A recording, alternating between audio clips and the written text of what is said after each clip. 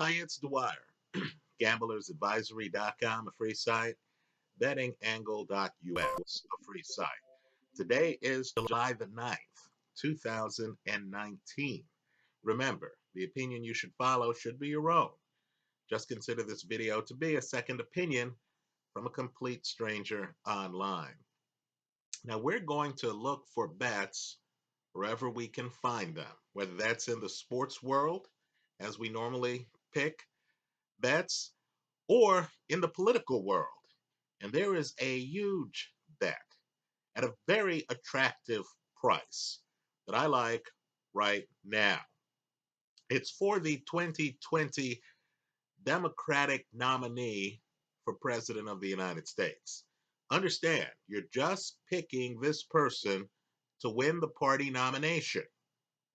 They don't have to win the general, right? I believe right now, given that we all know that it's early, given that we all understand that certain factors could work against this play, such as health, gas, scandal, new entrants into the race, I believe right now at these odds, Massachusetts Senator Elizabeth Warren at a plus 700, in other words, 7-1 to win the party nomination, represents compelling value. All you have to do is to look at her recent fundraising in the second quarter of this year. Understand, she raised $19.1 million from 384,000 donors.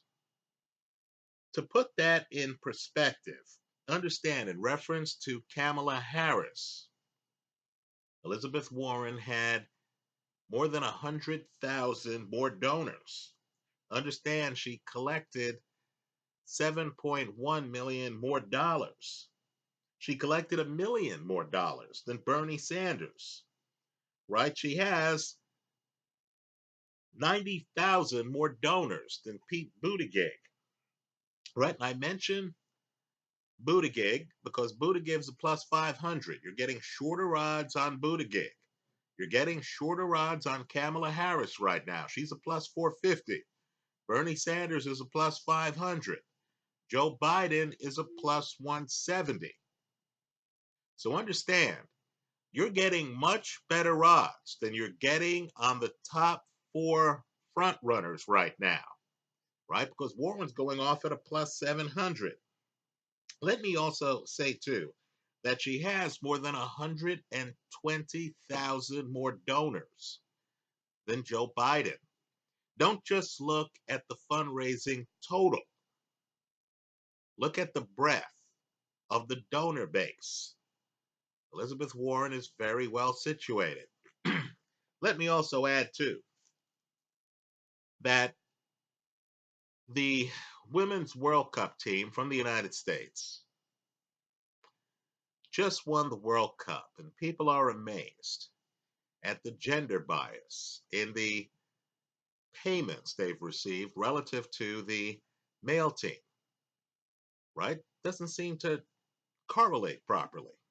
Also, the Women's World Cup finals was very highly watched. People are realizing that, quite frankly, there's a gender bias. Maybe not an outright discrimination, that's debatable, but there's certainly a gender bias that has women on the shorter end of the stick. So,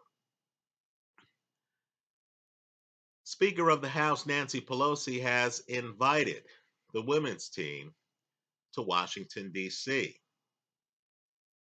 Whatever you think of the candidates' positions on issues, just be aware that people are acutely aware of the fact that we've never had a female president in the United States. There is a gender bias in this country that's unfortunate, especially given that the Chancellor of Germany is female. Theresa May, who's being replaced as Prime Minister of the United Kingdom, is female. The head of the EU, Christine Lagarde, she's replacing Draghi, is female. Given that women outnumber men in things like law school enrollment, for example, it's simply inexcusable, quite frankly, that we've never had even a female vice president. So I believe people are acutely aware of the historical bias and might feel compelled to correct that in this upcoming election. In other words, if a woman is running close with a male counterpart, I believe people are going to understand that picking the woman is going to be the more historical pick, especially if the male counterpart is a fellow progressive. Right? And so, given that Kamala Harris is going off at a plus 450, and you're getting significantly better odds with Elizabeth Warren, who, quite frankly, according to the second quarter numbers here, in terms of fundraising, has a broader donor base and has raised more money, right? I feel Elizabeth Warren at this stage offers compelling value. Let me also point out, too, that Elizabeth Warren is a skilled debater who, in my opinion, will do well in the debate formats going forward, right? Her knowledge of her positions is encyclopedic. Now, understand, I make this video as a gambler, right? I myself lean libertarian on the merits. I'm not here endorsing any candidate. But what I am telling you is at these odds, 7-1, 7-1, Elizabeth Warren, who has out fundraised Kamala Harris and Bernie Sanders in the second quarter, and who has a broader donor base than Joe Biden and Pete Buttigieg, represents compelling value. I'm taking a betting position right here in mid-July 2019 on Elizabeth Warren at 7-1. Understand, when you're getting huge odds like this, you can later hedge the play, right? In other words, if later a different candidate, let's say one of the candidates we've mentioned, Joe Biden, Kamala Harris, Bernie Sanders, Pete Buttigieg, or someone we haven't, Andy Yang, Beto O'Rourke, Cory Booker, Tulsi Gabbard, if somebody else emerges, then at that point, we can put money on them as well. Your expected value right now is getting significant leverage because you stand to win 7-1 should Elizabeth Warren deliver. So you could give back some of those expected winnings in later hedging the play with a different candidate.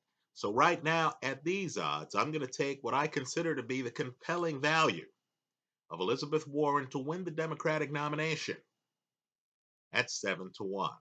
That's how I see it. Let me hear from you. I hope you leave your comments in the comment section of this video. Thanks for stopping by.